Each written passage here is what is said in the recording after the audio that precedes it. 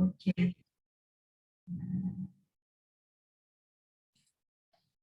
Okay, let's start. Hi, everyone. My name is Katia.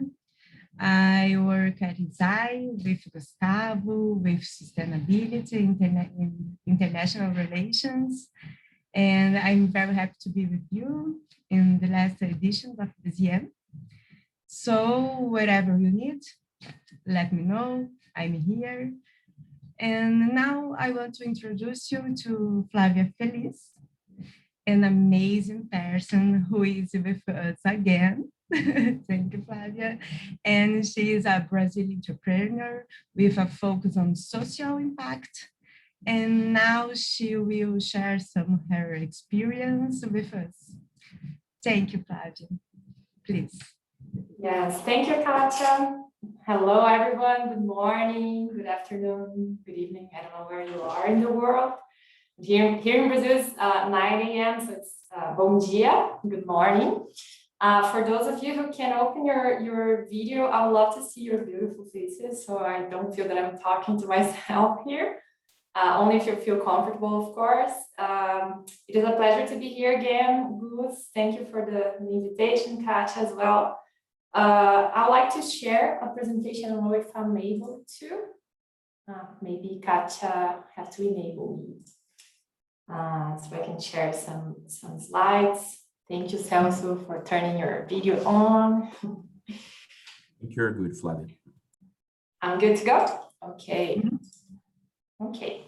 So first of all, I'd just like to say that this is supposed to be a conversation, so feel free to interrupt me or ask any question anytime you want to, or drop it on the chat. I don't know if I'll be able to see the chat, but you can unmute yourself and just let me know if you have any questions.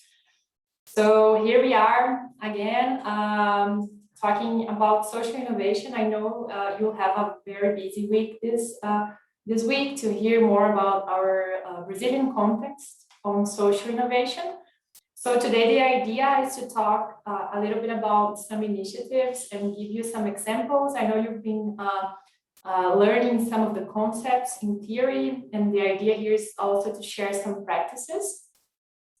So this is our agenda for today. So we're going to talk about who we are, a little bit about me, and I'd love to know more about you as well.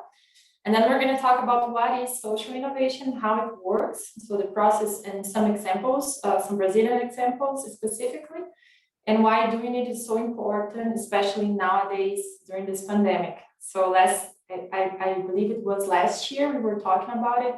The pandemic was not that strong, so I believe and I feel that more than ever, this is the right time to talk about social innovation because we'll need our strength as citizens and from all over the world as we are right here, right now. So a little bit about who we are. Some things that I know about you already is that we have some people here from Brazil, from Colombia. Please let me know if it's right or not. And if you can drop it on the chat where you're coming from, I'd love to know more about you as well. This year, we also have some people from Mexico that we didn't have last year, and also from Russia and India. So it is a very strong group, and it's a pleasure to be talking to you right now. I'm admitting some people here who I don't know if I was supposed to do that, but people are asking to join, so I'm just saying yes to everyone, okay? Okay, you're doing it? Okay, so I won't worry. And some other things that I still don't know about you is what is your highest motivation to work with social impact? I understood that you all are either already working with social impact or you want to pivot your career and start working with it. So maybe if you can drop it on the chat as well. What is your highest motivation to be working with social impact? I'd love to hear more about it. I can see some people from Curitiba as well. Code Curitiba, some people from Mumbai, India, Monterrey, Mexico. And if you can answer this first question, what is your highest motivation to be working with social impact? I'd love to hear from you. And if you want to already start thinking about the next question, Mumbai, India, Bogota, Colombia. Very nice. The second question I'd love to hear from you is one social innovation that you participated in. So I believe you all did something regarding either innovation or social impact. And if you have any story or any case to share about some social innovation that you participated in, if you can drop it on the chat as well. So far, we have Andre answered to improve quality of life for people, to make their lives better. That's a good cause. It's a good reason to be working with social impact. A lot of people from Colombia. I'll give you guys some time to think about these questions, and whenever you feel comfortable, just drop it on the chat, some ideas, okay? Nice. Here's something that connects us all. I believe, and I really like this concept by Jeff Skoll. He's the founder of eBay and also Skoll Foundation. And he says that social entrepreneurs are the practical dreamers who have the talent, the skill, and the vision to solve problems and to change the world. So I believe this is very aligned to what Andre put on the chat, which is trying to solve problems to make people's life better. But here, this is specific context. We have this very nice idea of being able to dream and to visualize and to make an ideal world that we want to live in. And at the same time, we have the skills and the talents to put this into practice, which is very challenging sometimes, but this is what makes us social entrepreneurs or intrapreneurs. This is what connects us all here. This is some milestones of my life, so you know a little bit more about myself. I have a bachelor degree on social communication. I studied with Gustavo here. My specialization was in public relations, and his is in advertising. But we used to be colleagues on our federal university here in Curitiba. I had the opportunity of working with the public sector. So I always say that I had some experiences in each of the three societies sectors, which is the public university. Then I had an experience doing fundraising for a nonprofit hospital here in Brazil, which is the biggest pediatric hospital in Latin America, Pequeno Príncipe or Little Prince Hospital. And then I jumped to the private initiative. I used to take care and to coordinate a corporate social responsibility institute named Triunfo, which is from a private company. And I also worked as a professor at FI Business School.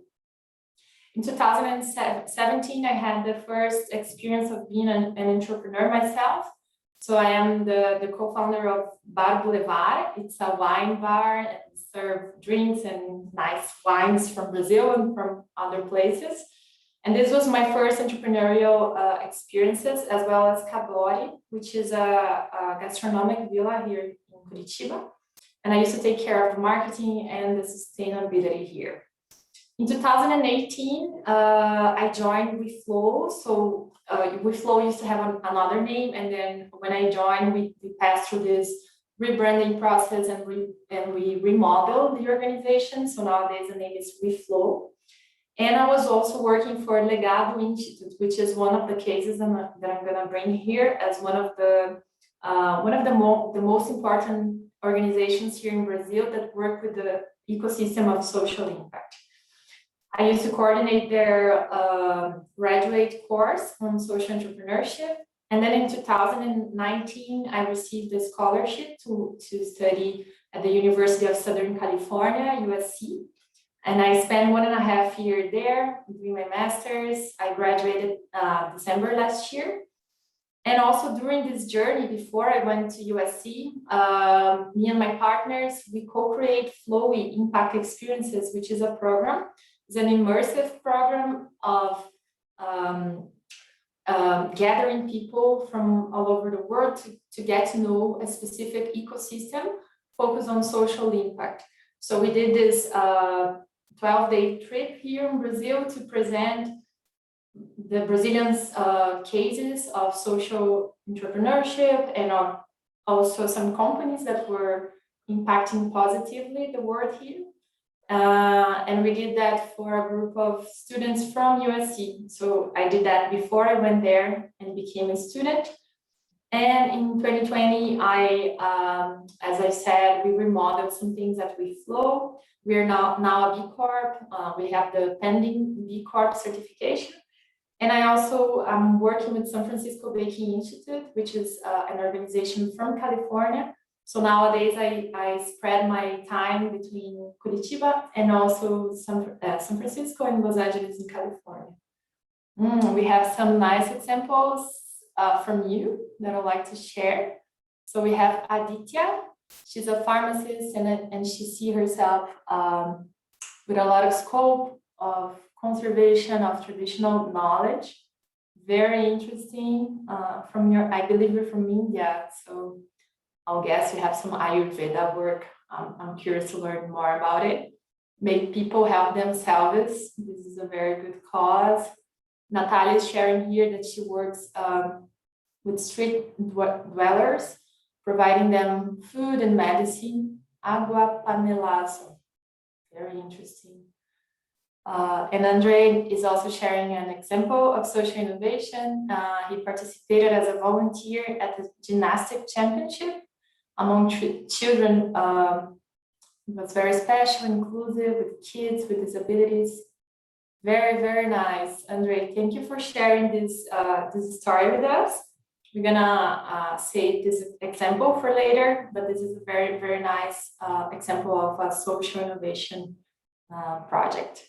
Jose is also sharing he's a business administrator and a personal brand and company to be a social entity.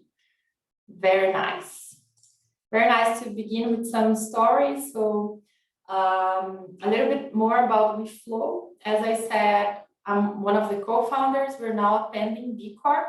So we're waiting for our final certification this year. It was an exception that they made during the pandemic time because of COVID. So we had this specific status of being a pending B Corp, but this year we're becoming an official B Corp.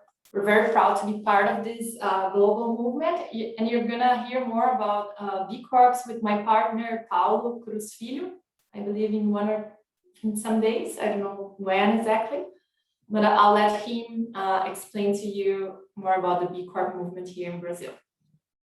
So talking about WeFlow, we exist to contribute to a conscious, integral, and sustainable evolution of humanity as a whole.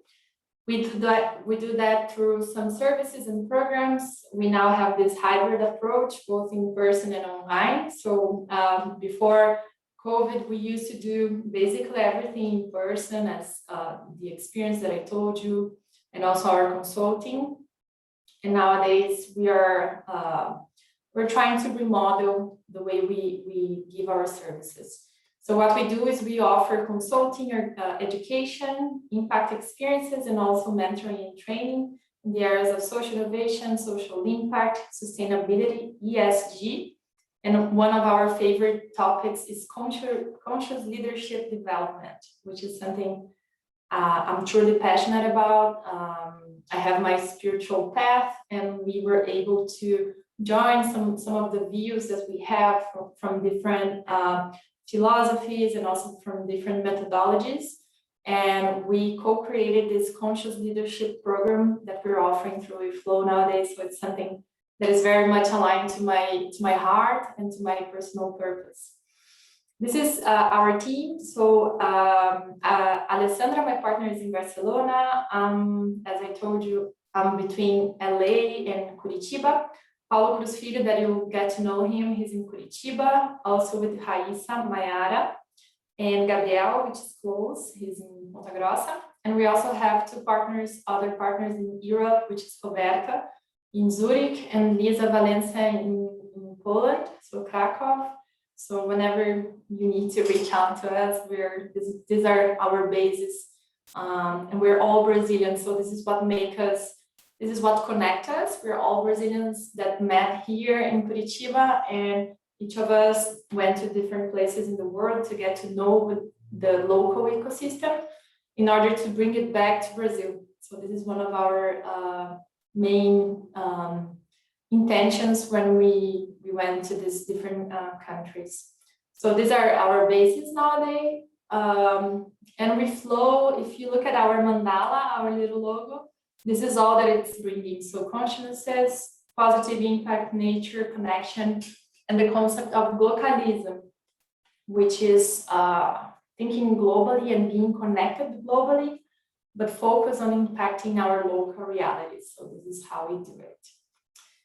And just to finish our presentation, this is our impact model. So walk the talk is what we do when we give priorities for sustainable and social businesses as our suppliers and our partners. We have a giving back model that we offer pro bono services and also some scholarship in our programs for people that cannot afford the prices. And finally, achieving global social impact, which is the ripple effect that we believe we're doing when we're working with conscious leaders. Okay, so let's move on to social innovation. If you have any questions, folks, just let me know. Daisy, I think I know you, Daisy. You work at Terra Nova. We're friends. Very nice. Terra Nova does this very important work on regularization and also mediating conflicts in irregular occupied urban areas. It's a very, very nice example of social innovation. Okay, let's breathe a little bit and begin talking about what is social innovation. I know that yesterday you heard a little bit about the concept with Alexandre, so I will try not to focus so much on the theory, but bring in some practical examples.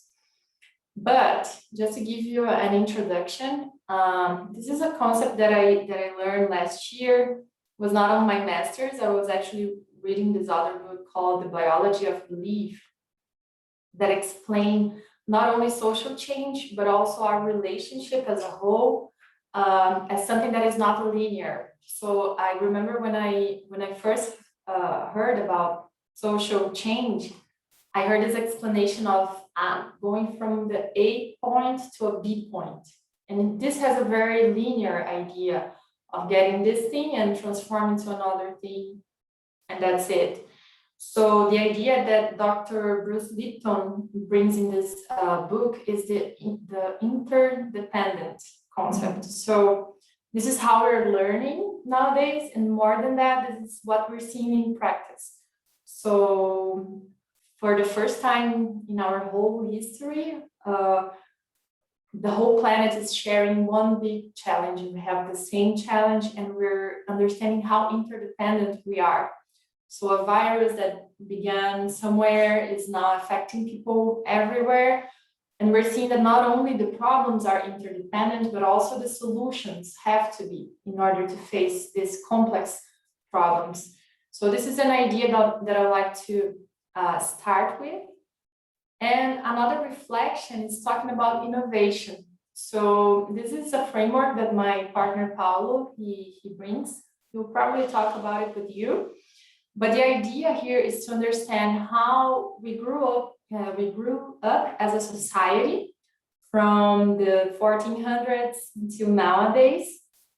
I won't pass through it all. I'll send you guys this presentation if you're curious.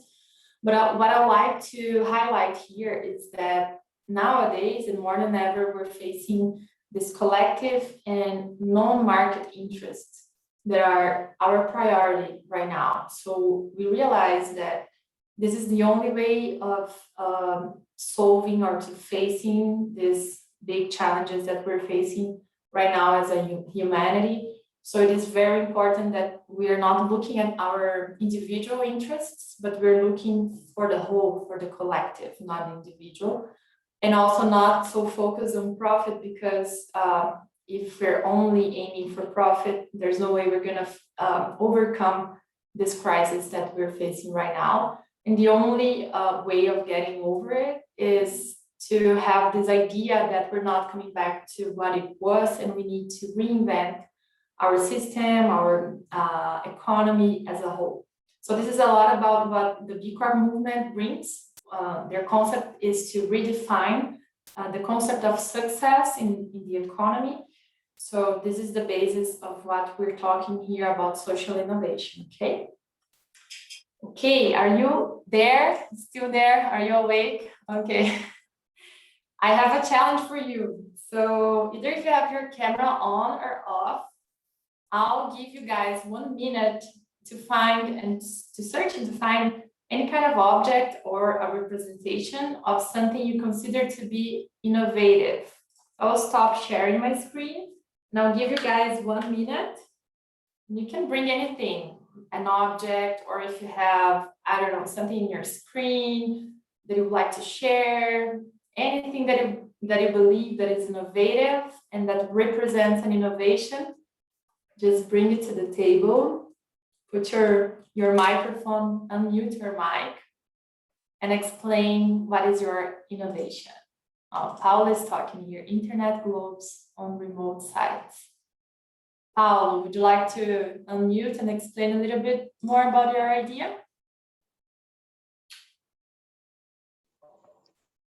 No, I was working with a project with gloves with internet, and we can share in remote sites internet to the people, and they can get access to use it to study.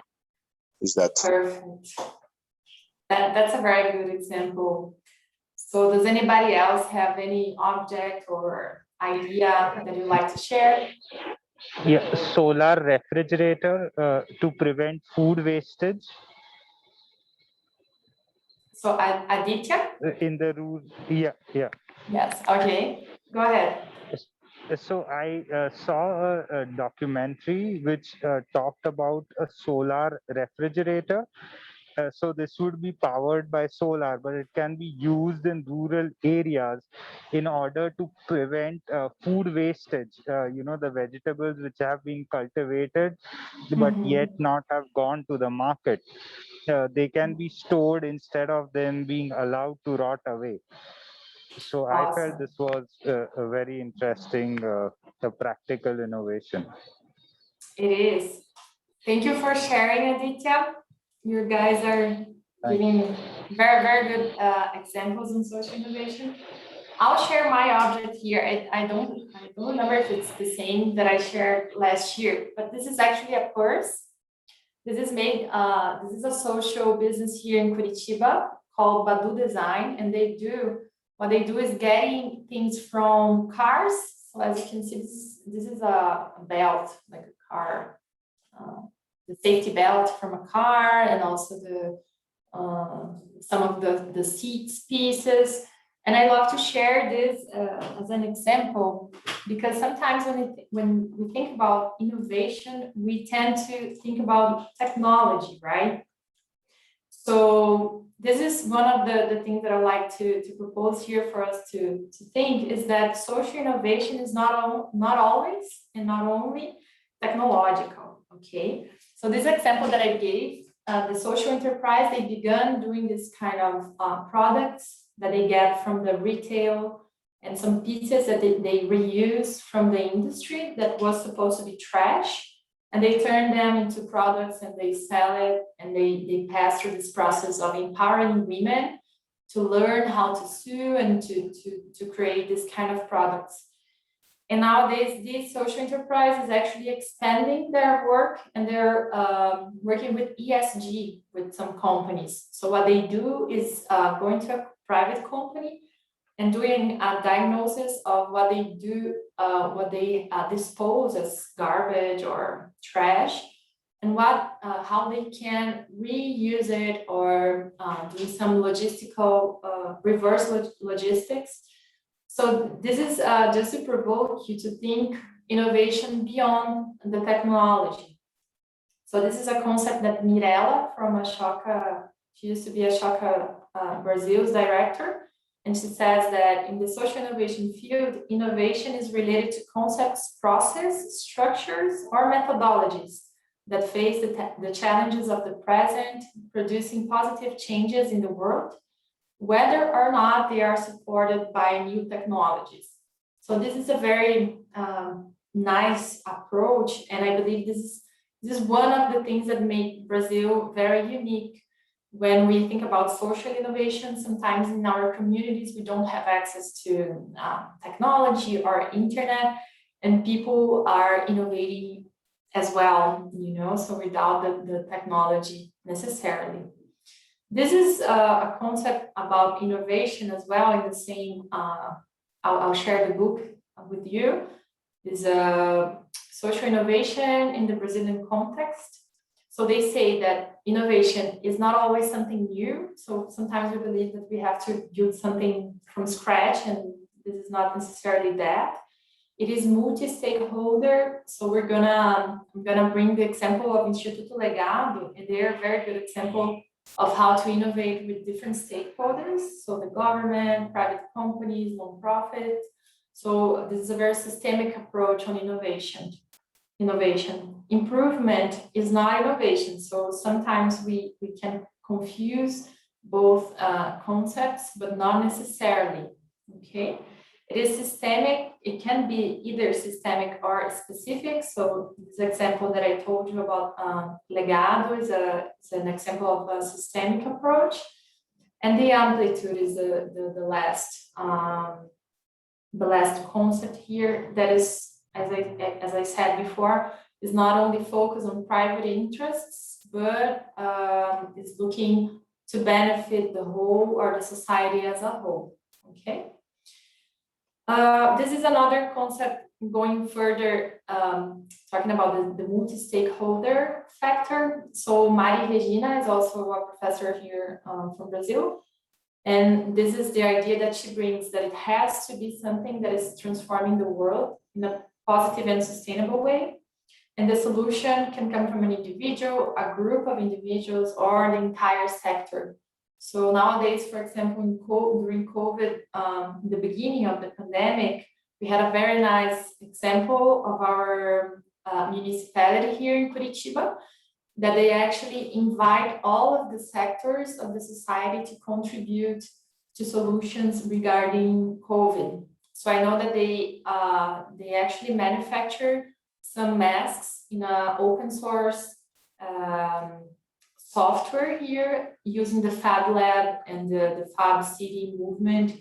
So these are all examples that we have here in Brazil, and I'm sure that in each of your countries, you have examples of a multi-stakeholder innovation, especially to face the COVID pandemic. So I know that yesterday you talked to Luisa Bonin, she's from Aliança Empreendedora as well. And this is a concept that Lina, which is their CEO and co-founder, she explains the types of social innovation. So this is more about the way you do the innovation, okay? It's more about the how, not the what. So you can either do it in a radical way, so something very pivoting, for example, a business model, or creating a product or innovating a new product. The innovation can be disruptive. So this is an example, as we heard, Uber is an example of a disruptive innovation. It's not a social innovation necessarily, but just for you to understand the concept. So it's a kind of product or service that is replacing the whole sector sometimes, and it's changing consumer behavior. So I believe this is a good example. The incremental one, which is improving a service or a product with innovation. This is something that we're always doing in our organizations. It's an ongoing process. And finally, the institutional innovation. So it's when you're restructuring your business or remodeling the business model, as, for example, we did at WeFlow. And we're going to move on to how it works. Let me just check.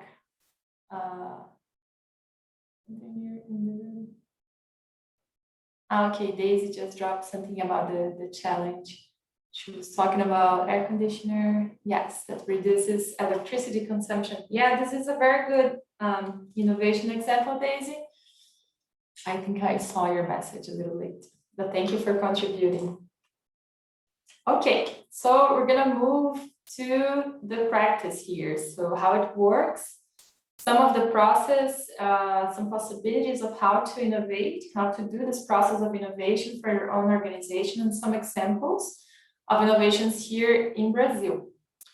So during my master's, I had the opportunity to read this professor, which is Salmeli, his last name, and he talks about the evolution of innovation. So here is for you to think about your own organizations, either if you're working for an organization or thinking about creating one. What are the ways that you can innovate? So the closed innovation would be something similar to that linear thought of going to A point to a B point, and is more centralized. So for example, you have your own organization and you want to innovate in a product, and you do it with your own team. You don't ask necessarily for contribution from other stakeholders. And this is the main difference between the closed innovation. So for example, you have a research or something which you cannot share with the rest of your network. The open innovation is different because it's a collaborative innovation. So it has all of these interactions, and you can see it on the drawing here, that you have some influence of external actors coming in and out. So for example, let's say you're launching a program or a product in your organization, and instead of just doing it with your own team, you ask for your stakeholders to contribute. Maybe you have some beneficiary and you want to hear what they think about this process, but you're under the control of the process. So it's not, it is open, but it's not the network innovation, which is the third kind of innovation, which is inter-organization. So let's say we're almost like 20 people, I believe, 20 participants. And then you begin this process, and it's a shared and a distributed way of innovating. And you're all looking for the same solution, but you're talking to each other. You don't have specifically a leader.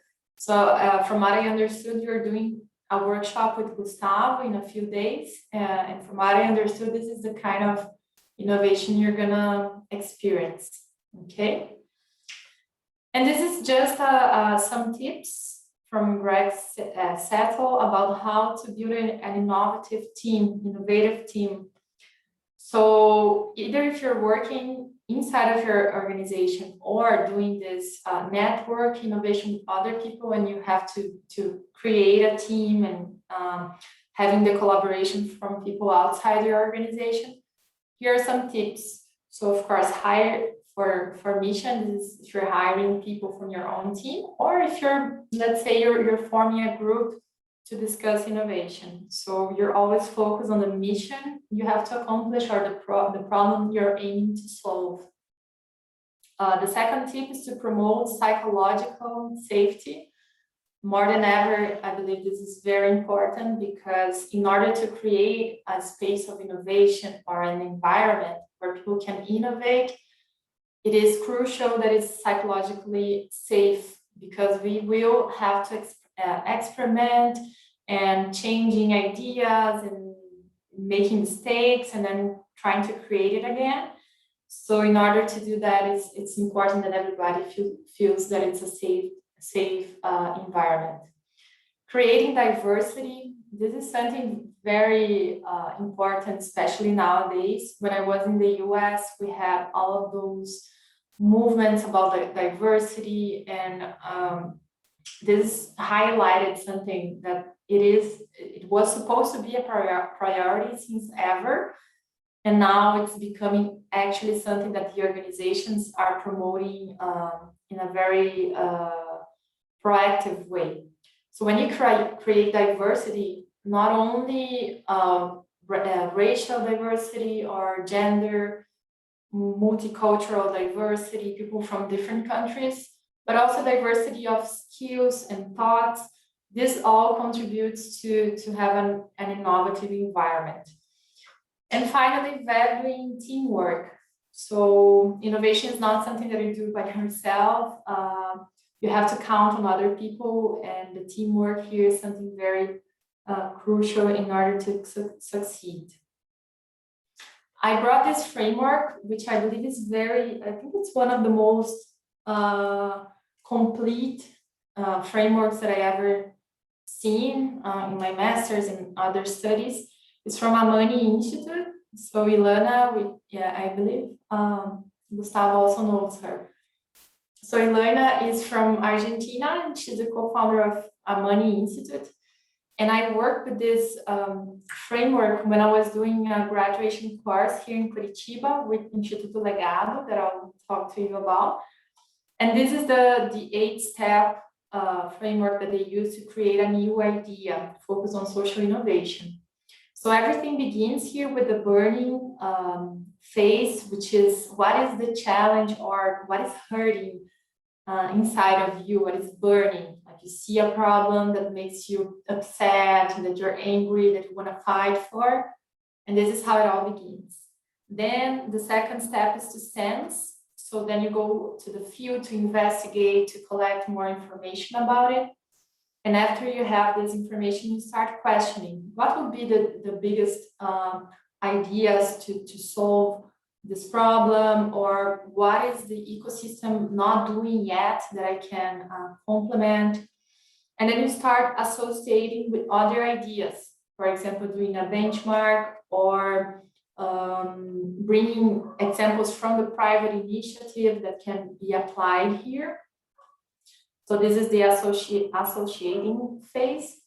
And then you begin the idea generation. So I believe this is a very rich example because you see that you don't begin innovating by having an idea. Sometimes we think that it's all about having the idea, but you have almost half of the framework here is about exploring the problem, and then you move for the solution.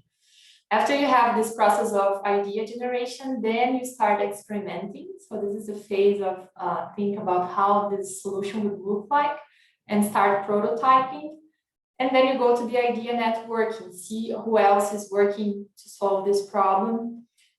This would be the last step before starting putting this idea into practice, which is the final step there, which is impacting.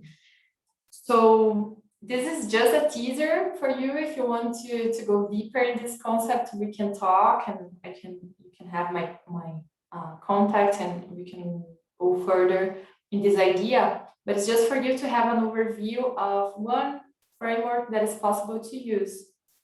You just check. Thank you. Good presentation. Awesome. So this is a framework that I learned, I believe, like more than 5 years ago. And during my master's process, I had this. I got in touch with this other methodology, which is my professor Abby Mandel. She has a book called Design Strategy for Social Innovation. It's like a workbook for teachers. So if you're a teacher or a professor, I highly recommend it because she has all the steps and the tools as well for you to pass through this process.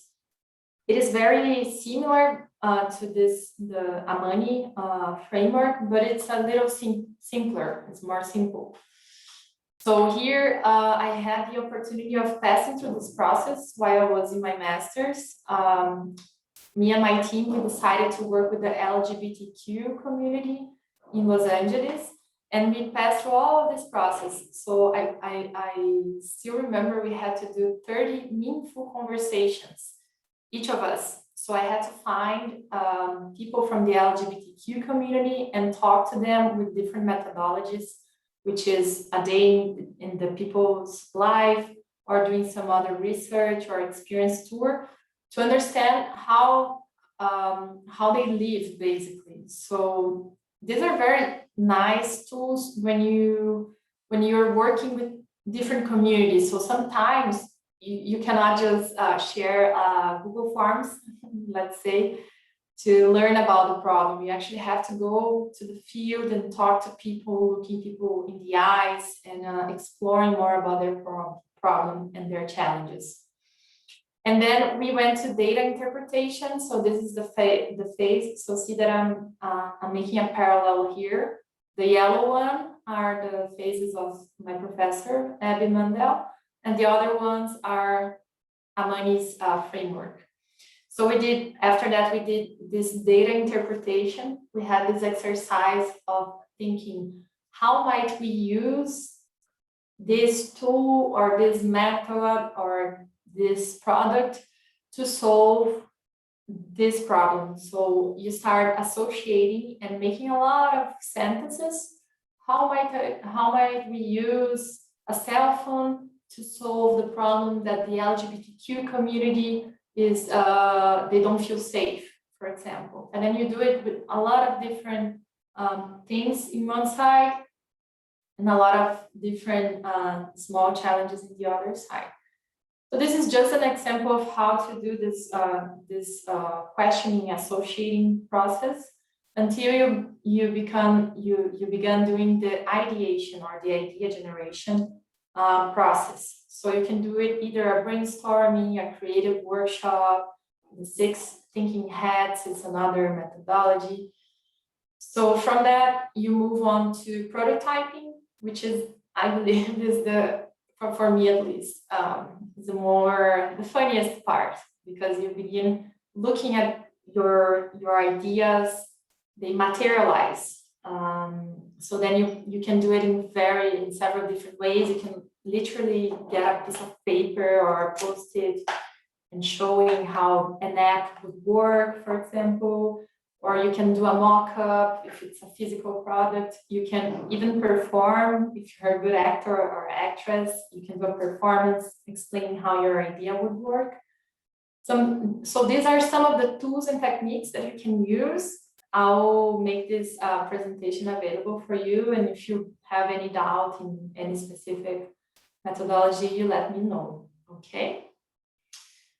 Nice, people, I hope you're there. I cannot see your faces. But finally, to end up, and then I'll open for some questions, I'd like to bring the example of Instituto Legado. So as I told you, I started working with Legado in 2018. They're WeFlow's client, and we've been working with some of their programs. They are a social enterprise. Actually, they are a nonprofit. Legally, they're a nonprofit that work with social entrepreneurship as a way to transform the world.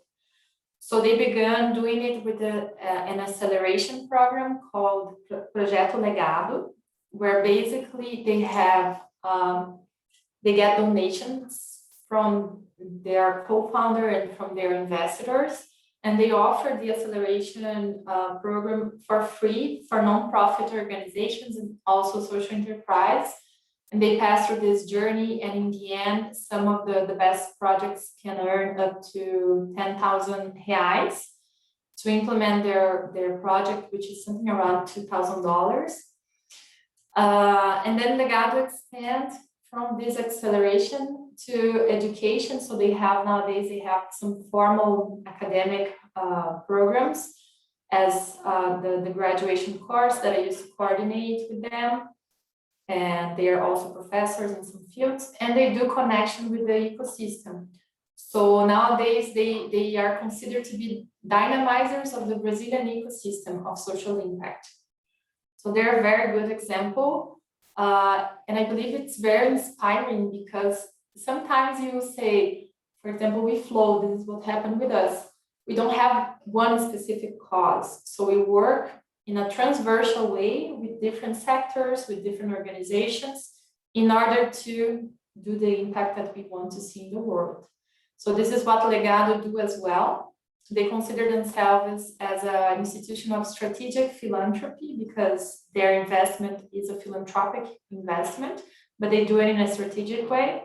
And they use education as a way of achieving social impact. So they say they're not an educational organization, but they use education as a way. And they do it in a very transversal way, as I said, with all of the sectors. So this is one of their frameworks in Portuguese, which is The second sector, which is private companies. Here in the middle, we have social businesses, which is somewhere in between, 2.5. And then the third sector, which is philanthropic entities and NGOs, etc. So they do it in a very transversal way. And they launched a book that I mentioned here before called Social Entrepreneurship and Innovation in the Brazilian Context. So if you want to go deeper in our context, I highly recommend this book.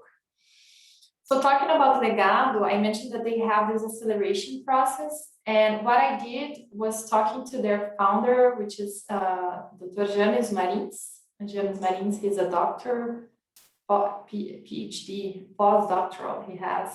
He's very specialized in this field.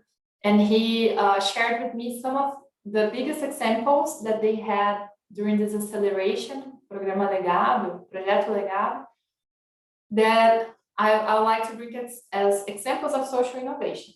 So I brought before the theory behind these 5 categories of social innovation, and I'll explain them now with some practical examples. So one of the organizations that they accelerated is called Associação Duração. So they're a network of support for people with disabilities. This is Dara, the name of she's the daughter of the founder that I had the opportunity of being her coordinator. She was one of our students, and she was born with this disability in her hand. So her mom created this NGO, and she's tireless. Like she never stops working. She's amazing. And she brought this technology from outside Brazil in a 3D press. And she learned how to create the hands and also other members for people that don't have one specific member of the body. So this is what they do, and they actually were awarded the SDGs, which is in Portuguese ODS, SDGs. They had this award as one of the biggest examples of a project that is contributing to the SDGs. They're from here, from Paraná. So this is an example of a social innovation of a product. So they have this technological product nowadays. Another example of service, so I brought actually WeFlow's example. So I told you, let me see if I can play this video. Very short video. This is what we used to do, our in-person immersions. So we used to receive and hug people who had shared the ecosystem, the Brazilian ecosystem, while they were having this journey of self-awareness. So we used to do that in person. It is a very cool experience, but nowadays, since it's in a standby because of the pandemic, what we did was getting the same service of offering an immersion and a self-awareness journey. And we started recording our videos, and nowadays we offer our program. The name is Pessoa B, or B&B. We're launching the first international edition, and it's all online now because we couldn't do it in person anymore. So this for us is an example of how to get a service that it used to be done in person, and now it's offered in an online mode. So Flow Impact Experiences as a program of WeFlow.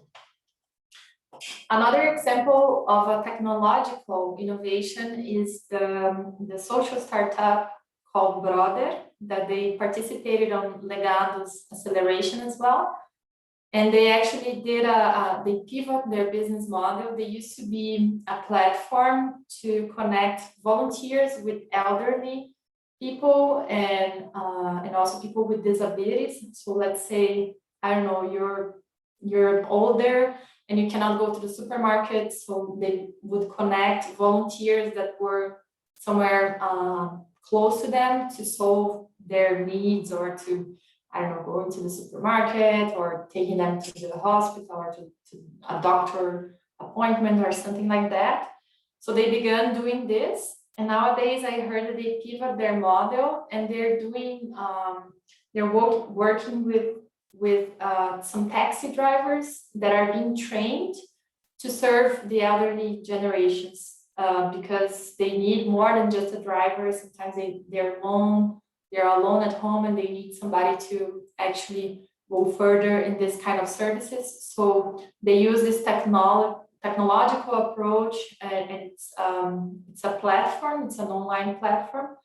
So this is an example of how to use technology to serve one specific community and to solve their problems through technology. Another organization that also passed through Legado is called Nariz Solidário. They're NGO. Let's see if I can, share their video. So they used to do volunteer work as clowns. So Nariz Solidário is the nose of a clown. So they used to do that before the pandemic hit, and they would go in person to the hospitals, etc. And what they did, instead of closing the organization when the pandemic hit because they couldn't go in person anymore, they also pivot their process. So they're offering it online now with their cell phones, they're recording videos, they're training people online, people that are already in hospitals. So for me, this was a very good example of how to innovate in the process that you're serving. So instead of doing it, as I said, in person, nowadays they're doing it all online and still impacting just in a different process. This is the co-founder Eduardo. I know that since the pandemic hit, instead of they going slower, they actually just grew a lot because people were giving the value of healthcare and hospitals and works at hospitals. And this is another case of social innovation, specifically in process. I love their work. So this is an example. And finally, a principal example that I'd like to share, just to keep track on time, is the Founder Institute example. So this is James Marins. He is the president of Instituto Legado. And what he did was he provoked Founder Institute, which is a global institution that accelerates startups. And he said, you have to work with social impact. So they began doing the Social Founder, which was a scholarship for social entrepreneurs that wanted to do the founder process. And the Founder Institute globally recognized Instituto Legado as a very important partner. So what they did was, what they're doing right now actually, is all of the founder institutes all over the world, they are now considering social impact as one of their metrics.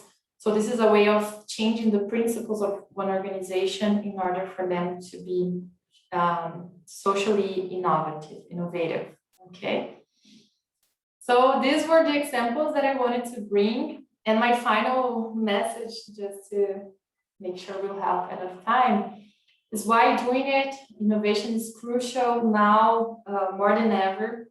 And I'd like to end up with Mirella's sentence that she says that innovation must seek to overcome socio-economic inequalities, environmental degradation, and the limits to democracy imposed by the concentration of economic power.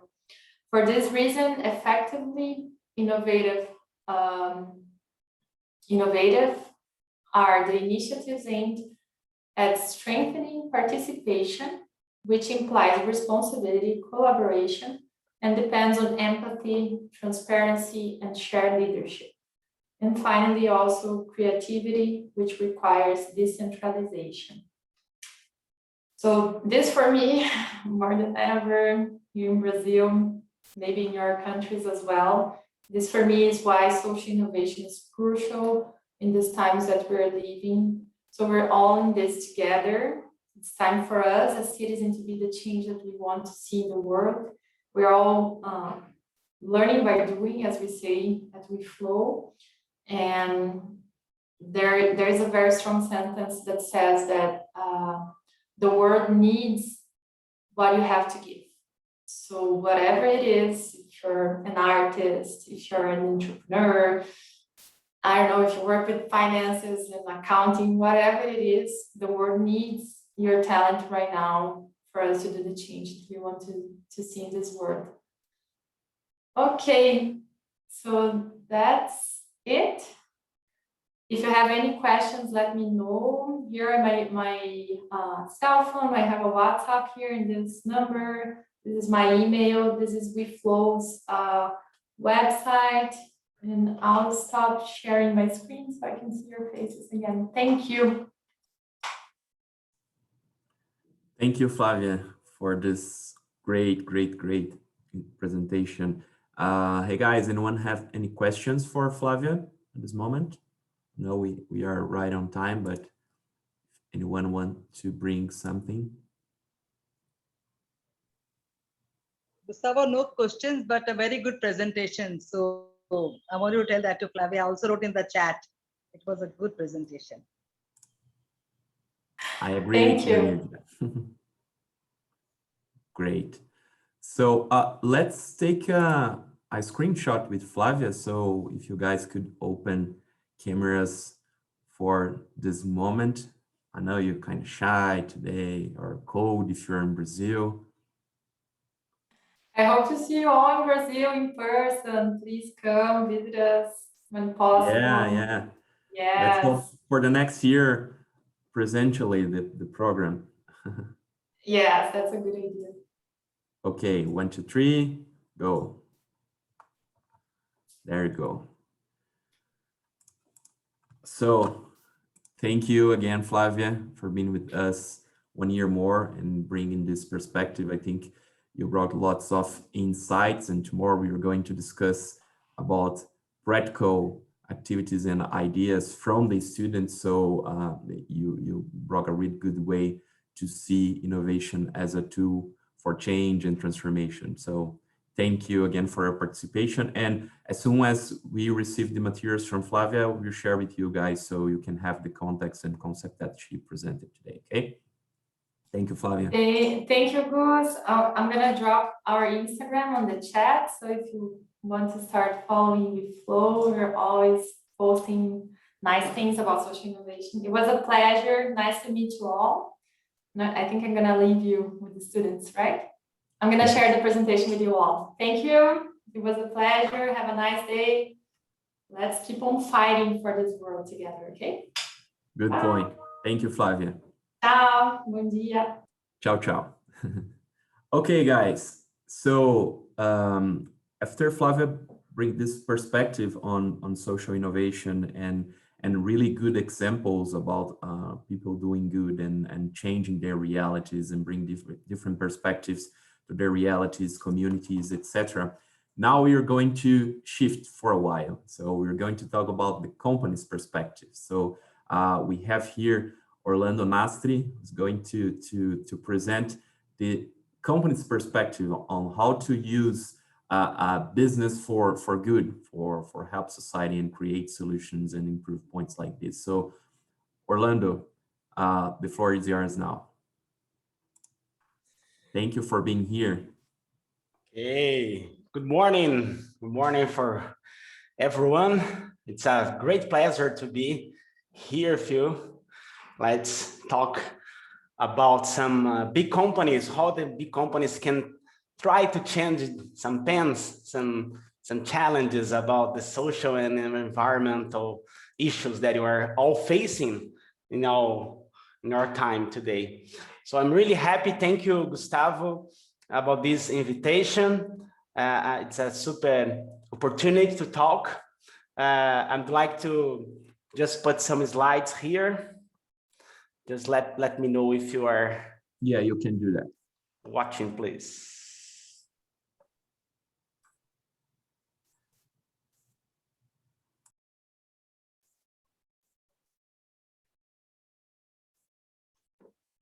Okay.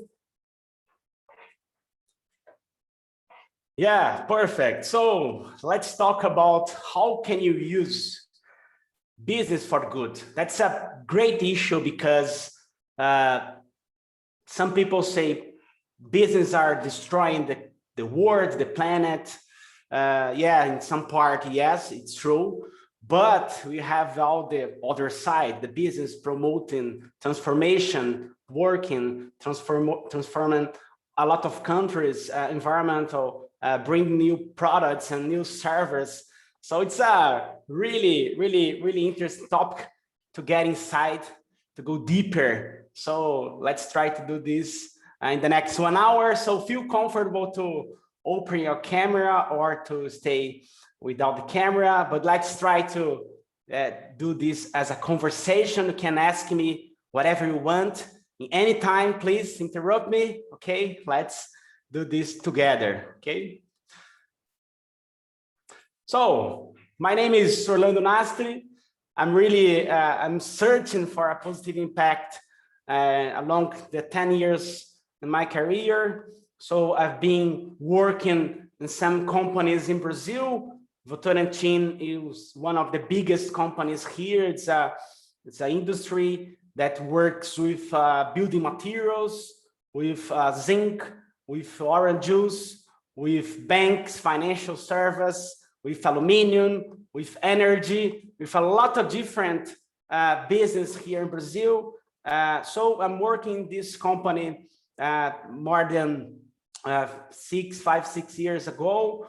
Then with some experience in the third sector, in the social impact sector, with experience in Artemisia, that one of the greatest accelerators here in Brazil, social impact investment, Yunus and Youth, Instituto Votorantim, that's a venture philanthropy here in Brazil. So working with teams as ESG, circular economy, housing, impact, marketing, strategy. So a lot of great adventures here in different topics, different projects.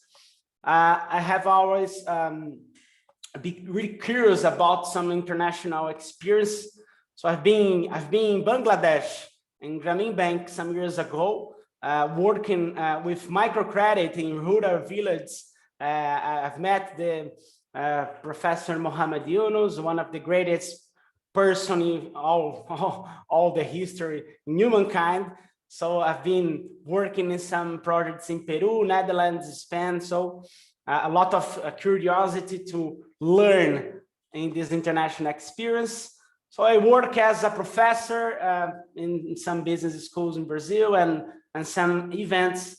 For example, One Young World, working with some dialogues in the similar time that we're developing today. So I'm a Bachelor of Business Administration. I have an innovation course from Stanford, and I'm a Master in Sustainability from Fundação Getúlio Vargas. That's one of the biggest universities in Brazil. So that's me, but just to introduce myself, so you can have my contacts here, my LinkedIn, my email. Please feel super comfortable to keep in touch. Let's continue this conversation together, okay? Our goal today, guys, let's try to discuss about the ways in which traditional big companies can use this business for good through social and impact investment. So how can it be possible to deal with this core business, market size, market challenge, product services in one hand, and on the other hand, you can have impact, to have transformation, have access, to have a lot of good things for society. So how can you deal with these two different words? Searching for profit, results, pragmatism, and on the other hand, looking for transformative ways, innovative ways to develop our planet, to develop our society. So that's the thing that we're gonna discuss. So this is our agenda today. I'm gonna invite you to discuss housing challenge. So housing, it's a great challenge in not a lot of countries in the world. Housing is central to the humankind. Housing, it's a really important topic. So I bring here housing because we need to discuss this, because this is the touching point of dignity. This is a touching point to transformative ways of our planet. So if you don't have a house, if you don't have a dignity, if your family don't have a space, a really good space to stay, you don't want to work better, don't be really happy, you're gonna have a lot of problems. So housing, it's really a central topic. So I bring here housing to discuss, because you can develop this impact, you can develop this profile of business working in this challenge. So we're gonna discuss housing challenge, business for good, some opportunities for social impact, some real cases in Brazil. Let's do a quick discussion, because I don't wanna just be here talking for you. I'd like to learn it with you guys. Let's do a quick discussion and Q&A in the end, okay? Can you move? Yes? Ready? Let's move. So the housing challenge. Let's talk about house. And I'd like to ask you a question, guys. We have here people from around different countries. I'd like to ask you, please, if you want to discuss here, is that housing a problem in your country? Do you see housing as a problem, as a challenge, as a pain issue in your country?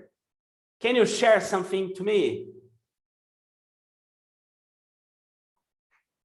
In Russia, it's not that acute of a problem, but there are still lots of buildings from the Soviet times that are either degrading or in bad shape, and so people need relocation. And some people, especially nowadays, suffer from this poor quality of housing, but still not the greatest of a problem for us. Great opinion. Thank you. Anyone? It is indeed a problem in India, as I see it. I mean, you know, in the urban settings as well as in the rural settings. Cool information. Thank you so much. Any more? Please, guys, feel comfortable. Here in Colombia, we have a problem too. Actually, the prices of the houses are really, really expensive, and certain people can have access to that kind of houses or prices, and the majority not. Yes, some different countries, different opinions, but the housing can be a issue in all these countries. So any more information, any more perception here?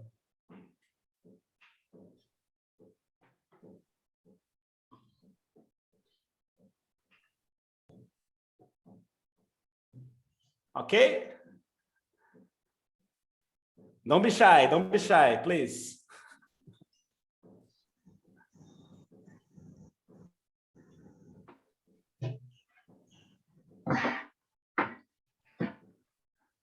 Okay, so let's move on. Have some it's really important to listen you, because it's a really rich classroom here. People from around the world, different perspectives, but housing can be a challenge. In some countries can be a big challenge, but in other countries is a small challenge. But yeah, around the world, that's an issue that you can face, that you can have this as an important topic to our society, important topic to our development. So let's talk about housing in one of the biggest problems of houses in the world, let's talk about housing in Rio de Janeiro. I'd like to invite you guys for a walk. Let's walk together in Rio de Janeiro. Unfortunately, it's not possible to go there now. You could be there now, but would like to invite you in a video to let's see really the problems, the housing problems in this one of the biggest cities in the world, really famous, but still with a great central issue about housing. So let's just share a video.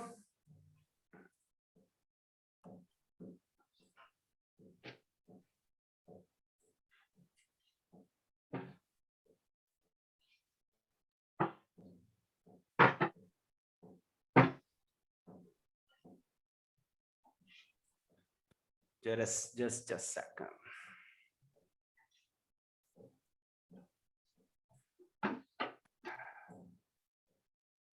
Okay. Okay, let's go to Rio de Janeiro now.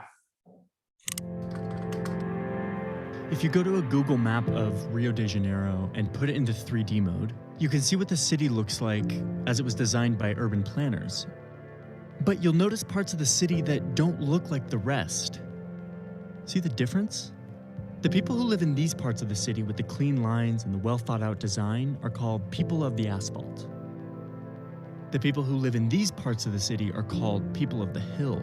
Even though the people of the asphalt and the people of the hill live closely intertwined throughout the city, they live vastly different lives. These informal communities that look like houses stacked on top of each other, sprouting out of the jungle, are called favelas, home to both vicious drug gangs as well as some of the most peaceful, creative, and resourceful people in Rio. I want to show you what they look like on the inside.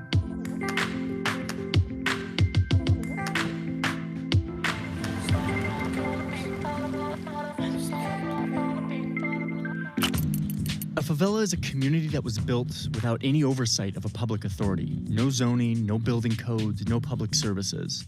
These places just kind of grew out of the hills over time thanks to two main factors. First was slavery. Brazil imported 11 times more slaves than the United States did, and Rio alone was home to more slaves than the entire American South. Slavery ended in 1888, and free slaves, still denied many rights in society, built these informal communities on their own. In more recent times, favelas have been fueled by massive migrations from rural Brazilians coming into the city looking for work. Not able to find affordable housing, these workers built their own communities.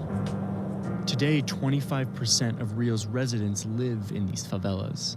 I spent time in 6 of Rio's favelas to try to figure out what happens when parts of a city develop without the presence of a government. This is Rocinha. It's Brazil's largest favela, and it has been dubbed a city within a city. It's a completely self-sufficient economy, the result of decades of makeshift solutions to basic needs like electricity and running water. Without a formal government presence, the residents of Rocinha created their own association, which helps coordinate public projects and resources. Since these associations grew up totally informally by people who had no training in public administration, the resulting community design brings with it a little more zest and creativity than your traditional city.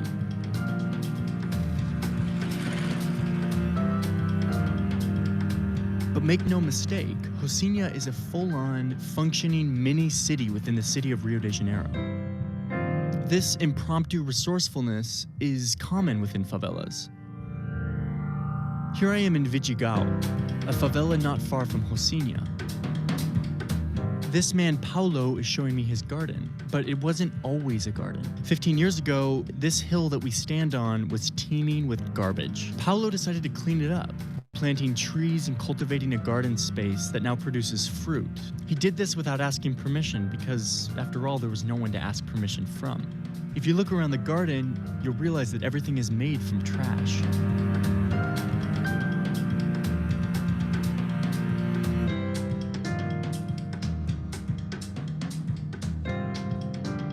On the other side of the city is a favela called Maré. People in this community have created art centers for young people to come and learn new skills. They also support established artists to create projects around the city that explore and communicate life in the favela. Here, they are building a model of their favela out of recycled wood. In Providencia, a favela near the port zone, I met up with this guy, Mauricio, a photographer who lives in this amazing house. Mauricio photographs life in the favela and provides transparency to the good and the bad of these places. He thinks of photography as a weapon to fight against everything from drug cartels to the government when they show up trying to remove parts of his community. Whenever he sees corruption or foul play in his community, he photographs it and distributes it to a network of local and international media contacts. Over the years, people have learned not to mess with him. É sempre brigando. Então, essa é uma arma que dói muito neles. A fotografia dói muito neles. Você resolve muito fácil com a fotografia. So why are these people who live in poverty and neglect so driven to create beauty in order to survive? É porque você sempre espera pelo poder público. E o poder público nunca está pronto para você. Porque se a gente não fizer aqui, não é eles que vão vir aqui fazer. As coisas são mais permitidas. E outro é um lugar muito esquecido. This reality of neglect from public investment has created a culture of creative survival. But there's a dark side to this too. So right now we're traveling over. Okay, some part of this video to get some warm up about the Rio de Janeiro. So let's come back to our slides.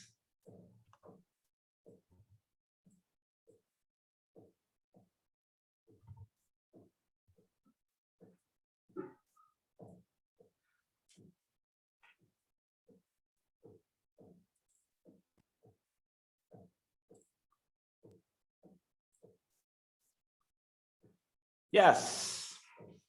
Okay, so I think some of you guys have been there in Rio.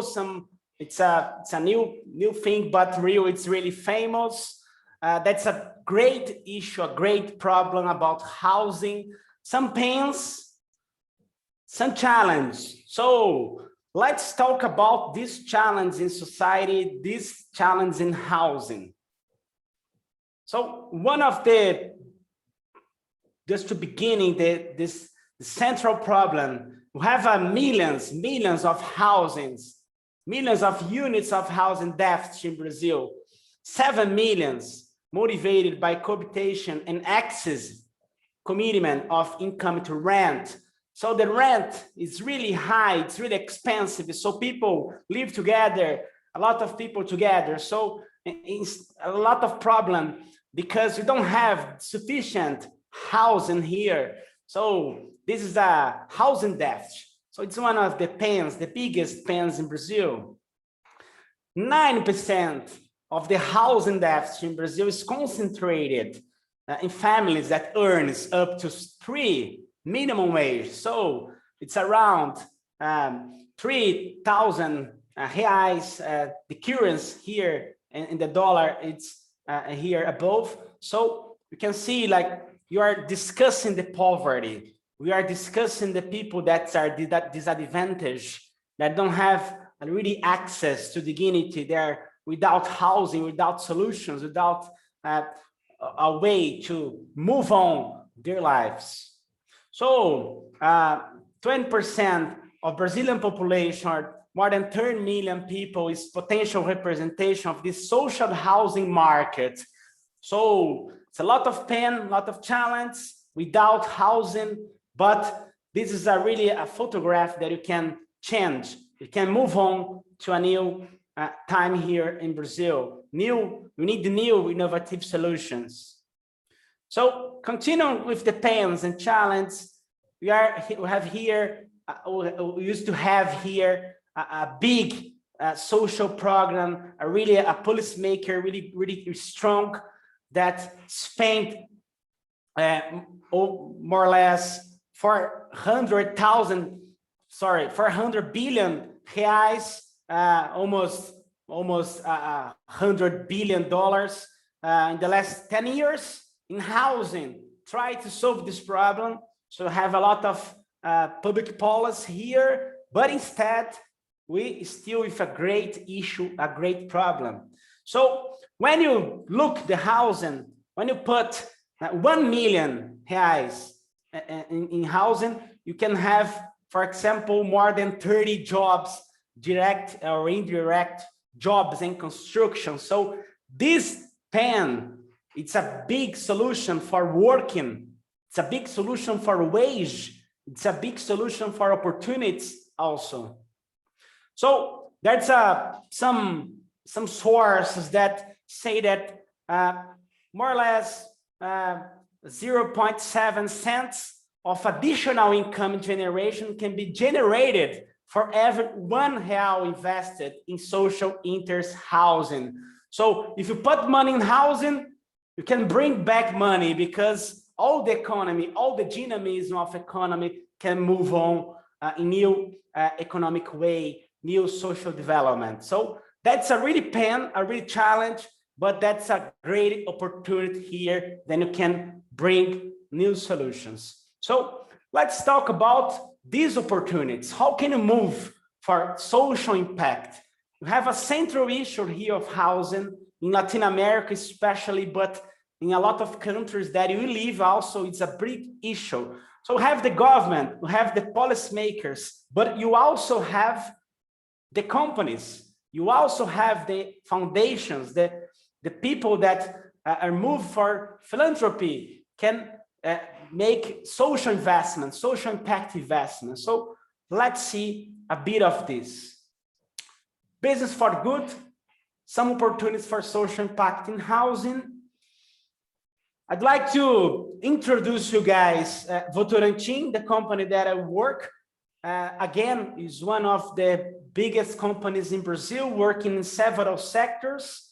One of these sectors that we work in is building materials, cement, working with housing, work with construction. So it's a conglomerate here, a private conglomerate in Brazil, working in more than 300 cities in Brazil and more than 20 countries. So it's a really big company that works. It's a Brazilian company, regional Brazilian company with more than 100 years of history that's developing some solutions in the private market. Here we have one of the companies from Votorantim, that's Votorantim Cimentos. The cement, the building materials, it's the most important product. When you're gonna build a house, you need cement.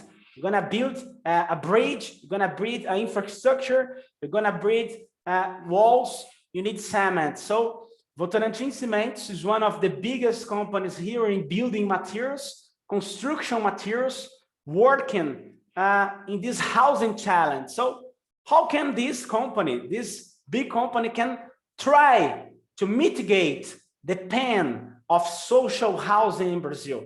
So let's move to these opportunities. So to discuss the opportunities, you need to introduce the Votorantim Institute. It's a foundation that's the center of applied intelligence of social and environmental solutions, investing more than 100 million reais in 300 projects in Latin America. So projects that are discussing housing, but also discussing education, income generation, culture, sports, and a lot of different topics, as for example, carbon footprint or diversity, different topics. So this foundation is working in partnership with this company, Votorantim Cimentos, working together, the group foundation and the company that's working with housing construction to face these social housing problems. So they are facing in two different ways since the last 4 years. The first way is the social rent. So how can you offer in to low-income people, a low-income house, a subsidized rent amount? How can you offer in a space to live, a dignity space to live in the urban areas that people cannot need to take a bus for 3-4 hours to work. So how can you develop a social rent solution in urban areas? So that's one of the projects that we're going to discuss. And also, how can you provide money, impact? How can you develop, foster the innovation ecosystem in housing? So that's 2 projects that I'm going to discuss here a few. That Votorantim Foundation is working in partnership with Votorantim Summit to develop the housing, develop solutions, business for good. So the first one, you can see the housing as a service. You cannot see just the housing as a fixed thing, a fixed good. So you can see a housing as a service. You can see new solutions, innovation solutions to deal with this housing problem. So I'm gonna show this business case that we're discussing here, the social rent managed by the private sector. So we're studying this, looking for cases around the world, are looking for the most successful global model for low-income housing deficits, because the government, the public policy is sometimes without the big money. So you need new ways to generate money, new models to generate solutions. So housing as a service provides a wider range of potential incentives. You can have low-income families. You can use spaces in the central urban areas. Sorry. Just a second. Sorry. You can have this housing as a service provides a wide range of potential solutions to the low-income family. Brazil macroeconomic scenario with low interest rates collaborates with this thesis, so you can develop this thesis of the social rent. A private initiative has the potential to unlock the alternative financial. So we can manage model to mitigate this precarious and facilitate social inclusion mechanism. So you have the housing problem. You don't need to develop new houses to give the people. Can develop a model that's a housing as a service with a low price that can develop access and escalate the solution around the country.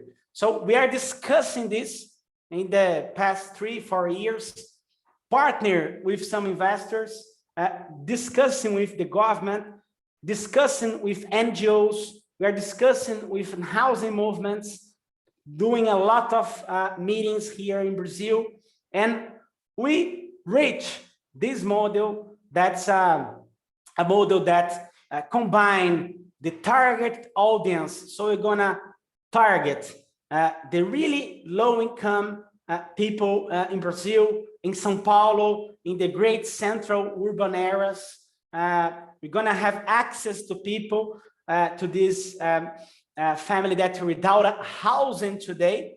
We're gonna have some space, some social support in this condominium, in this space, in these housings that we're gonna move the families, but also you can have some support, some social engineering, social support, social management to include these families around the housing system. You're gonna have some additional services, for example, commercial space stores, for example, on the ground, to mitigate the price of the rent to the family, so you can have a really financial model to have more access, more dignity, to have more opportunities to the low-income family. So the private sector can develop this, targeting to this audience, and have a new solution that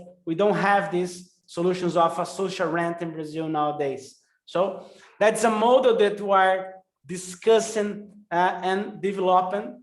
So you're gonna put this model, it's approved now We're gonna put this model in the city center of São Paulo, the biggest city in Brazil. So we're gonna put this with a lot of partners. So have more than 10 partners. We have more than 30 million investment, 30 million reais investment, social investment.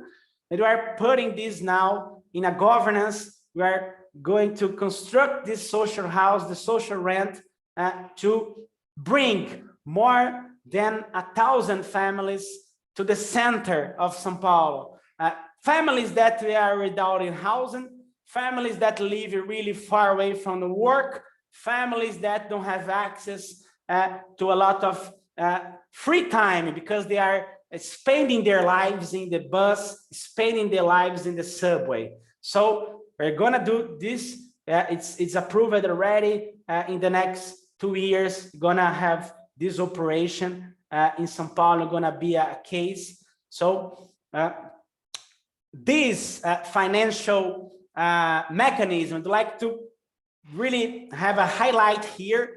We're gonna use here a blended finance. So get some money in a commercial way, interested money, a money that needs a return, but also a money that it's a development money that don't need a return. So we are discussing here this kind that we're looking for commercial money, development money, so I can have this blended finance. So that's really a new social impact, social investment mechanism. How can you move with return money and philanthropy money? So Votorantim Institute, the foundation, can put money, and this foundation don't want money to come back. And the company, Votorantim Cement, can put the money and need the money to come back. So you cannot gonna mix this together. We're calling this a blended finance. So discussing the sources of financing, this structure, and use the finance to achieve the global goals, to achieve better cities, better development, a better challenge to our the pressing needs, the pressing problems of our society. So this is a really, really interesting mechanism that we are using now. We are already using this in this case, in this project in Brazil. So just to take a look in the volume growth about this mechanism in the world. So take a look in the blended finance social impact mechanism, the growth, it's really intense. So you, for example, some years ago was really small amount of money, but nowadays in the world, it's a lot of projects that are doing this blended finance mechanism. So that's a really important new mechanism that's developing impact, developing access, developing social investment, that bring in the return money and the philanthropy money. So that's a lot of good things here. And also the second case, just really quickly, because I'd like to you guys to discuss a bit, some minutes, the housing lab. How can we, companies, how can we, foundations, accelerate this ecosystem of housing solutions? So we developed one solution, the social rent. Okay, it's a model that we developed inside, but we can have also new models, new projects, new products, new services from startups, from constructechs in early stage that are looking for money, looking for capital, looking for growth. So you can have this profile to stimulate the housing ecosystem. So I'm gonna just a really quick message to this innovation about housing that we are discussing here in Brazil with some companies, for example, here Votorantim working with Tigre, Vedacity, Gerdau, that are companies, partners that work with construction together. So they are developing this in Brazil. So just some highlights. we are developing in the past 3 years, a pipeline mapping more than 1,000 social impact constructs. We are qualifying these constructs, developing business, developing mentoring, developing seed money to these finalists. So we are looking for companies in renovation, access to housing, infrastructure, water, sanitation, and a lot of things. So with this mapping, we can take a look with the new solutions. We can go in different regions of Brazil and meet this entrepreneur. We can have a new map, a new potential pipeline to invest in this social business, this social impact business. So we are raising money to them. So we raised it already more than 1 million reais and bring them as a credit. We are developing a credit system, a competitive credit system to grow this business. So this social impact business in construction, we are connecting with some money to develop the products, develop the service, develop the business. So we are fostering, we are accelerating. So our profile here is to develop, to accelerate, to give money, to increase the ecosystem. So just two cases to bring to you guys. Comulta, it's a really interesting company. That's one of these guys, finalists here. They are doing renovations in housing. For example, these pictures, they are doing this in the slums. They are doing this in disadvantaged communities, doing a really good housing inside the really poor neighborhoods in Brazil. They are developing this with a really, really low price, with a great credit. So the families can pay in 10 times, 15 times. So they're bringing new solutions to housing here in some slums, in some favelas in Brazil. Also, these guys, Isobloco. Isobloco is developing this kind of solutions, developing new building materials, less costly, less carbon footprint to develop the new construction, more sustainable construction, developing new ways to construct and really speed, really fast construction in Brazil. So new solutions to deal with a better cost, with more fast to develop new houses in Brazil. So in a sustainable way, with a new product, new technology. So we, companies, big companies, we are accelerating these guys. We are putting money. We are doing a lot of mentoring, doing a lot of things together to develop these products and services in the slums, in the disadvantaged territories in Brazil. So yeah, just a final message.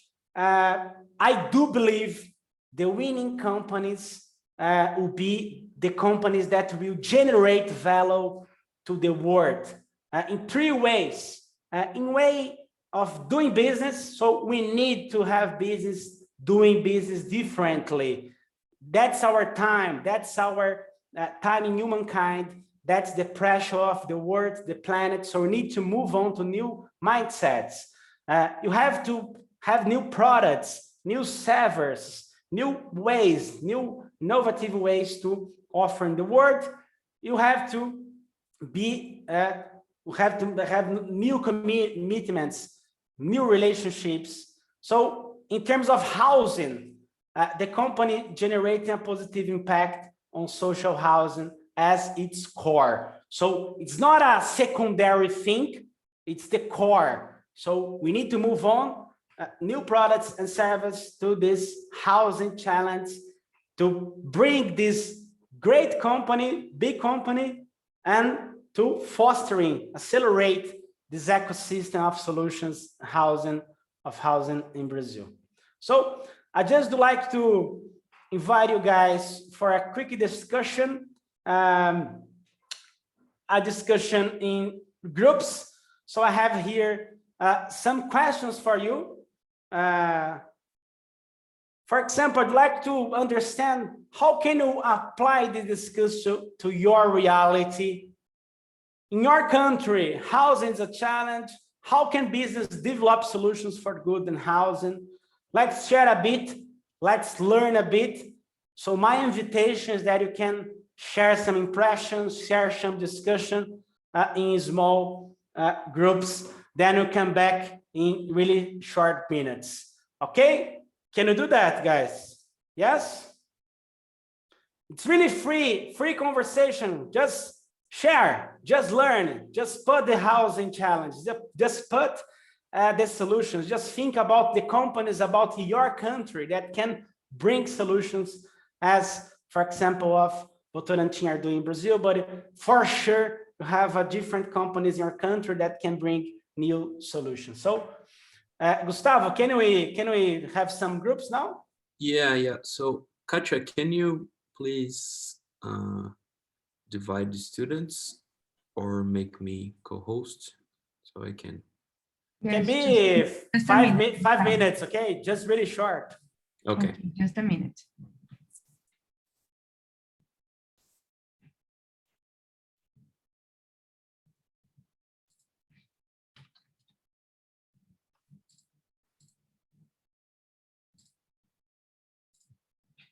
Gustavo, you are host now. Okay, great.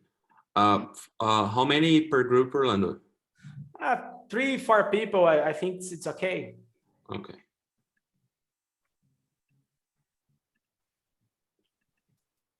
Five minutes? Yeah, really pragmatic. There you go.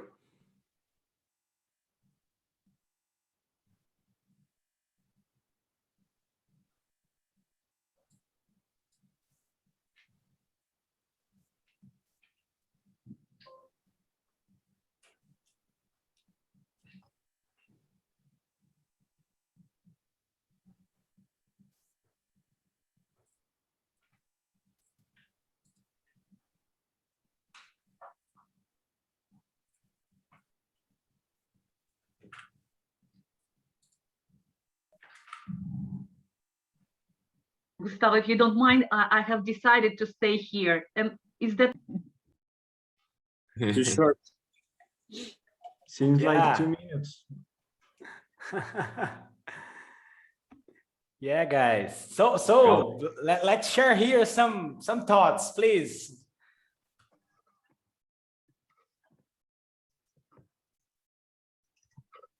Jose and Alejandra, the great team of Latinos.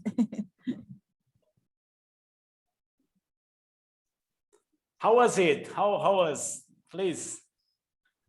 Good conversation, bad conversation? Great conversation. Go ahead. I think the time was less, so we really couldn't much discuss. I just wanted to share that in Mumbai, we have a very big slum called Dharavi, one of the biggest in Asia. And, the migration is very high in Mumbai because of, people coming from rural areas and all coming for livelihood. And the standard of living is very, very high in Mumbai. The housing is very high cost. Affordability is an issue. I think we are also working towards this, but I think your model is really good in terms of involving private sector. We only have government scheme at the moment, but we really don't have private builders coming up in a big way.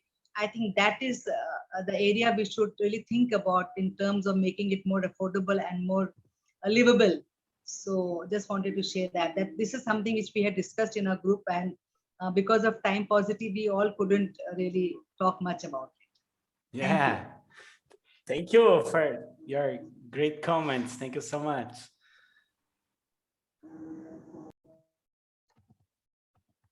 Well, in our Go, Andre. Yeah, thank you. So in our second group, there were 2 people from Colombia, 1 person from Brazil, and me from Russia. And just as expected, the people from Latin America have tend to have the same situation. So in Brazil and Colombia, and the girls agreed with what you presented during your speech. And once again, for Russia, it's quite a different picture, but still some considerations may be applied as well. Yes, thank you. Karina, please. Oh, thank you. We were in the group with Jose Medina and Alejandra, Jose from Colombia and Alejandra from Mexico, and we were discussing, well, they were sharing their points of view of the similarities of our country, and this is a big issue over there in our country. And Jose, sorry, share with us the great role of government in those cases for housing, the great transformation of a very conflicted area, common las comunas, isn't that right, Jose? Yeah, he's right. Do you want to share with us? I think it was so interesting what you shared about it.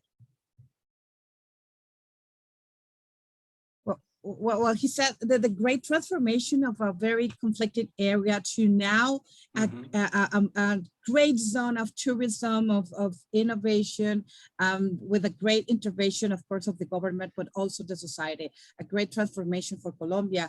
And Alejandra also shared this from Mexico, that there are a lot of programs here in Mexico that foster a better life, or foster housing, but we still have a lot of things to do here also. And we think the model that you presented is a great opportunity, because we also are countries of entrepreneurship, of social impact. And we have the infrastructure, we have the enablers to connect and to build this ecosystem as you did. So I think that's a great example. Thank you for sharing.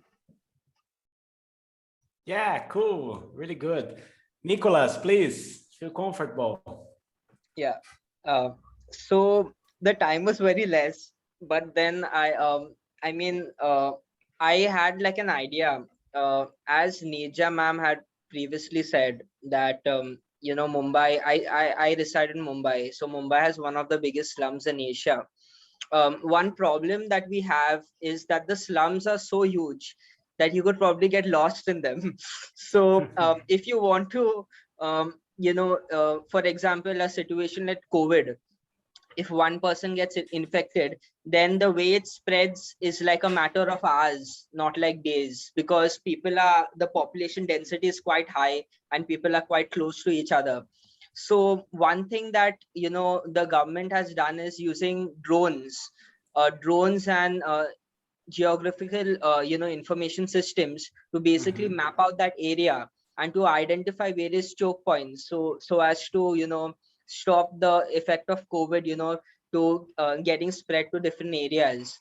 So things like that, you know, using technology and you know, could help improve housing also, and you know, help you know, equally distribute resources amongst, you know, low income communities in an area.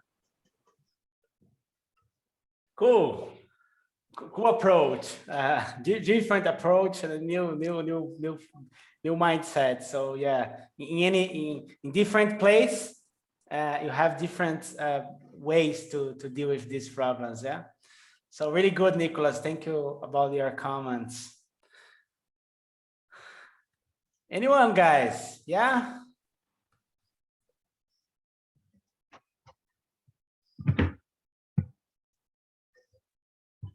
Natalia wants to share something?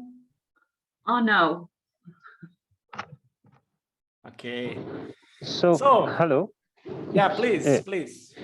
Yeah, so, you know, I was in a group with two guys from Colombia.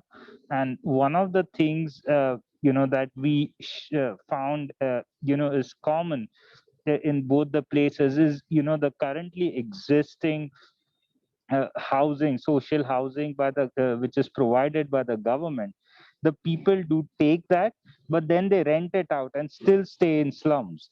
So you know, that is an area that you know, we think you know, can be handled by innovation and the presence of the private sector to still you know, ensure you know, along with the government, encourage people to really stay in the hygienic places and that would that is an area that would require innovation. Of course, the time was too short to discuss, but I think making the other housing so cheap that or more widespread because of this public-private partnership would ensure that people actually stay in the hygienic places which are meant for them. Yeah, cool. Really good topics. So it's really interesting to see different perspectives from different countries. As I said, housing is a central challenge for humankind. So you need a different approach. So you can have the government, but also can have the private companies. You can have different ways to stimulate this ecosystem, this innovation ecosystem with new constructechs, early stage startups that are growing products and services to develop our community. So I just like to, in 1 minute, to finish our discussion. So let's come back really short to say goodbye to you guys. So I know you want to leave. You are like, I want to leave. I want to leave this classroom. But yeah, it was really a pleasure to be here, to stay with you guys. So keep in touch in my contacts, please. Let's keep moving this conversation. I hope we all together can have a new approach, new way, new ideas, new projects to stimulate these new solutions. So I'd like to thank you so much. All this material, this slides gonna be with you guys, and you can keep talking in the next weeks to develop our discussion. So just, I think Andrew have a question, please, Andrew. Yes, Orlando, if you have a couple of minutes, just a question about Brazil. So the housing, the solution, so to say, it applies to the urban areas from what I could understand. And how is the situation with the rural housing? Yeah, it should be sometimes really difficult. It's really challenging issue because Brazil, as Russia is a big country. Brazil is a really big country. So the rural areas, the rural villages, the countryside has a lot of problems about housing too. But in the urban areas, it's a really special problem because about this traffic jam, this distance, about work and life, the life keeps really bad for people that really live 3-4 hours from the work. So we need solutions to bring people to the center, to bring people to really close to their jobs. The problem is the price is really high, and in the same time, Andrew, you have a lot of buildings that are not working. They are not doing anything in the society, a lot of buildings. So we can have this building, we can do a social rent in this building, you have new families in these buildings. So I think the urban challenge, it's a really special one, but yet we still have really great challenge in the rural villages, rural areas in Brazil, different solutions. In Votorantim case, we are not approaching these rural villages. We are approaching the great urban areas, especially in São Paulo, because São Paulo is more than 20 million people in the great São Paulo. It's a really big place. So we need solutions in this urban place. But yeah, in the future, perhaps we can move to different approach in the rural areas, in the countryside, but for sure, we're gonna be different models, because this model, it's a thing that works in the in the urban areas. We need new models to rural areas, to villages, to countryside, to small cities, to medium cities, mid-sized cities. So it's a different dynamic. So we need new models. Thank you. Thank you very much for the clarification. Thank you. Okay, so thank you so much, Orlando, for being here with us today. I think it was really thoughtful theme, and especially talking about housing, that is a problem we see a lot in emerging markets and in different situations. And also, guys, something is really important to see is that, as Orlando said in the beginning, first the company had always the vision just to maximize revenues and the environment and society is in the secondary level, but we are seeing now this change in different ways, of course. And the case of Votorantim is really interesting because you have in one side the foundation that is really related to the concept of social responsibility that we saw for a couple of years and was part of the history of the society when we look to the church or NGOs, etc., etc. But now we are seeing this kind of innovations and activities as part of the company's strategy, as part of the business. So if you look to Votorantim, for example, in the business of cement that they're dealing, housing, it's directly connected on that, for example. So this is part of the strategy in some point. So we see this as a really good sustainable strategy to increase the impact and keep growing and keep empowering people and society. So this is why we try to bring this perspective also in the program to open, to bring more points for the discussions and open this overview and perspectives related to also to the companies. We talked earlier about people doing things and now about company doing things. So thank you, Orlando, for that. And we're going to share the presentation later on for you guys. And again, as tradition, just for finish today, cameras on for a short picture with Orlando. Thank you. Thank you, Gustavo. Okay. Thank you, 1, 2, Orlando. 3. Thank you, Flavia. Thank you so much. Very interesting sessions today. Very interesting. Thank you. 1, 2, 3. One more. Thank you, Nirja. Thank you. There you go. Yeah. Okay, guys. So thank you, Gustavo. This invitation was wonderful. I loved it to be here. I loved it to stay in this classroom. I learned a lot of your thoughts. So really thank you about your participation. Thank you, Orlando. Thank you. And thank you, guys. We see you tomorrow. Tomorrow we're going on ideas. So we are going to hear more about you. I know you're still little shy in the presentation. So tomorrow we're going to work on interaction and bringing your own worldview to the discussion. So we're going to go to ideas and innovative ideas from our side. Okay. So see you tomorrow and have a good day or night or evening. See you. Bye-bye. See you. Bye-bye. Thank you. Bye-bye. Thank you. Thank you. Bye. Great session, Gustavo. Bye. Thank you. Thanks. Bye-bye. Great session.